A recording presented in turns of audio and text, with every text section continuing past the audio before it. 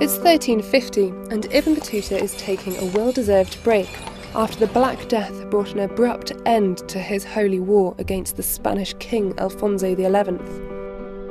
After landing in Gibraltar, Ibn Battuta travelled to the fortress town of Ronda, surrounded on all sides by the El Tajo Gorge. He may well have been coming here to visit his cousin, who was a well-known judge in the town. Now that was the first of several encounters Ibn Battuta was to have while on his tour of Al-Andalus, but there was one meeting that would go far beyond that and would bring him fame and celebrity beyond what he could ever have imagined. Ibn Battuta travelled to Granada, the capital city of Al-Andalus and one of the jewels in the crown of the Muslim Empire. He was hoping for a meeting with Granada's ruler, Sultan Yusuf I, whose home was the magnificent Alhambra fortress. But Ibn Battuta never got his audience with the Sultan. He wrote, "Because of an illness he had, I did not meet with him. But his nobly born, pious and excellent mother sent me some gold dinars, of which I made good use." Granada retains a strong Muslim character even today, and for an archaeologist, its past is clear to see. Esto podría ser la anchura de una calle.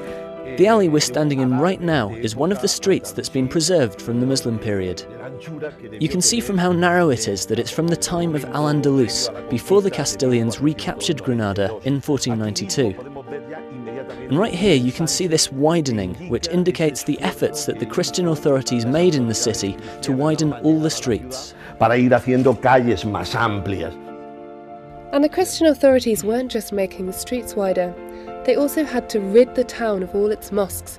La mayoría de las mezquitas. So they converted them into churches, minarets became bell towers, and Granada became a Christian city. But there's one building from Islamic Granada that has definitely stood the test of time. Bueno, estamos en lo que podemos. We're now in the hot room.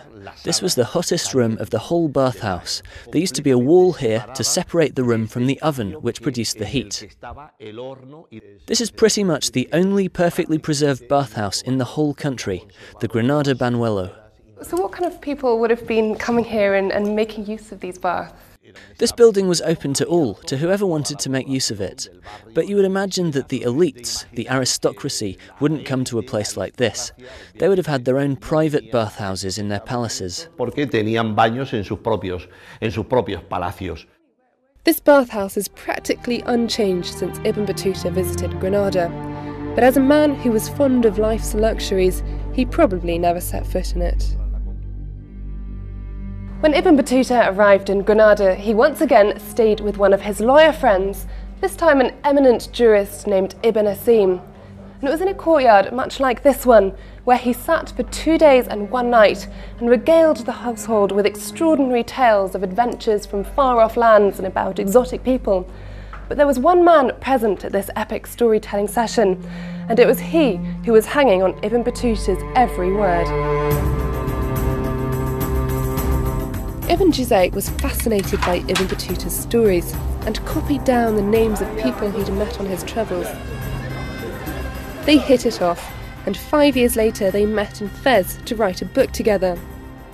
The book was called A Gift to Those Who Contemplate the Wonders of Cities and the Marvels of Travelling. Not the catchiest of titles, but this was the book that was to become famous all over the world, and to the modern reader it's known as The Journey. But had it not been for that chance encounter in a courtyard in Granada, we may have never known about Ibn Battuta's exploits.